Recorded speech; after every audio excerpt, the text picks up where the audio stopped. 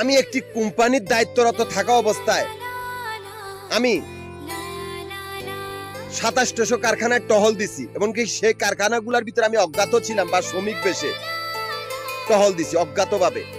সেই কোম্পানির বাড়িঘরগুলোর ভিতরে পেয়েছি কতগুলি আন্দি বান্দির্ঘ পোলাপাইন, যারা নিকৃষ্ট ফাজিল আর বদমাশ, যারা কিনা তাদের মনিব খুনের সহায়তাকারী। এই শয়তানগুলা ফাজিল আর বদমাশ এই কুত্তার বাচ্চাগুলারে এমন ভাবে বন্দি করছি যে এই খানকিন্নির পুতগুলো একটু পালাতে পারবে না।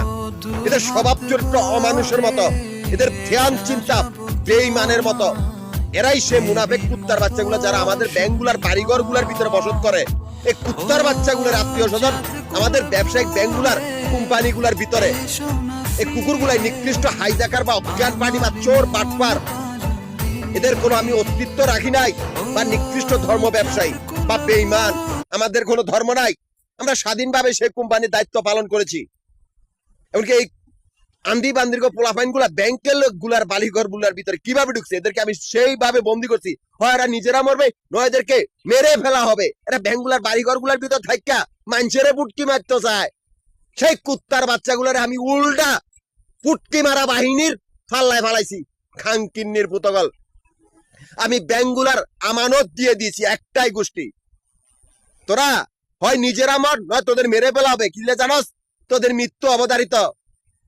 আমি ব্যাংক, আমাদের একটা সমিতি আছে ঢাকা, গাজীপুর, নারায়ণগঞ্জ। সেই সমিতিটাও আমরা আলাদা করে তুলেছি। এটা আমাদের নিজেদের পরিশ্রমের ফল। আমরা ছিলাম দিনমজুর, নিজেদের অস্তিত্বের জন্য, নিজেদের আবাসনের জন্য নিজেরা একটা সমিতি করছি।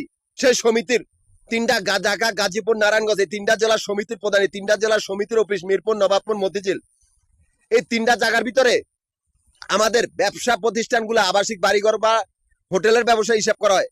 তিনটা জায়গা থেকে আমাদের অ্যাকাউন্ট চলতেছে, অথচ সেই মাফিয়া কুত্তার বাচ্চাগুলা যারা ব্যবসায়িক ব্যাংকগুলার বাড়িঘর গুলার ভিতরে, এই কুত্তা বাচ্চাগুলো, এই বান্দির পুতগুলার, এই ব্যাংকের ভিতরে তো কোনো অস্তিত্ব নাই। ব্যাংকের বাইরের ব্যবসা দখল করতে বলে আমাদের ক্যাশ কাউন্টার গুলার সামনে আস্তানা গেড়েছে। আমারই সমিতির সদস্যগুলার খুন করে, আমারই কাগজপত্র চুরি করে। এই কুত্তার বাচ্চাগুলা স্বভাব চরিত্র অমানুষের মতো, এদের কোনো অস্তিত্ব রাখে নাই। সেই জায়গা তো আমি আমানত দিছি সারা বাংলাদেশের জনগণ। এবার তোরা হয় নিজেরা মর, নয় তোদেরকে মেরে ফেলা হবে মাফিয়া কুত্তার দল।